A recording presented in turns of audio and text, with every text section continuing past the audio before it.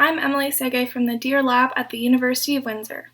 The COVID-19 pandemic has affected everyone differently and produced many different kinds of stress.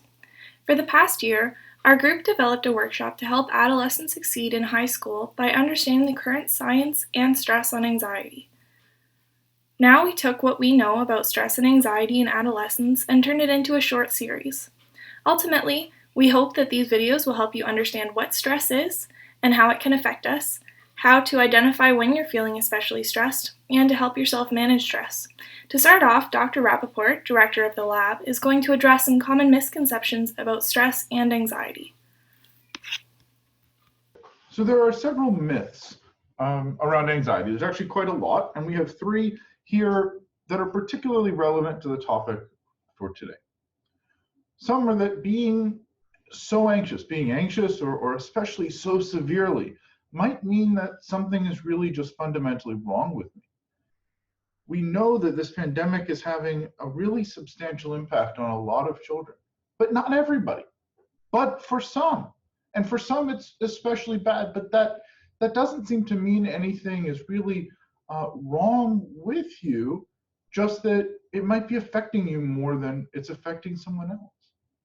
And we start to study what makes someone vulnerable or more at risk to be affected, but we're not doing that from the standpoint of saying that that there's anything wrong with someone, but more just to understand who's affected by this, who gets more symptoms, who feels it more acutely. We want to use that to understand something about the pandemic itself, more so than to say there's something wrong with any one person. And of course, we know that most kids, many children are experiencing psychological distress. On average, people are more distressed than they were before the pandemic. And so there's something really normal about that. Another is that being so anxious means I'm going to fail academically, right? Sometimes being really anxious means that you're worried, that you're not understanding the material, that this is really hard for you. And sometimes when it's really hard, that feels like you're going to fail. Right now, there are so many big environmental factors, so many big things happening that might lead you to be anxious, that it might not have anything to do with whether you'll succeed academically. And even if all of the stress and all of the things happening now cause trouble right now, that doesn't necessarily mean that you will have trouble academically once this subsides. It may just be the effect of this pressure, of this stress right now. And that might be something that we can address, that you can recover from, and then do well academically after that. And then finally, kind of building on this, the idea that, well, if I'm struggling now, it means that I'm stupid, or it means that I'm not cut out for this, or it means that I'm not good at this subject.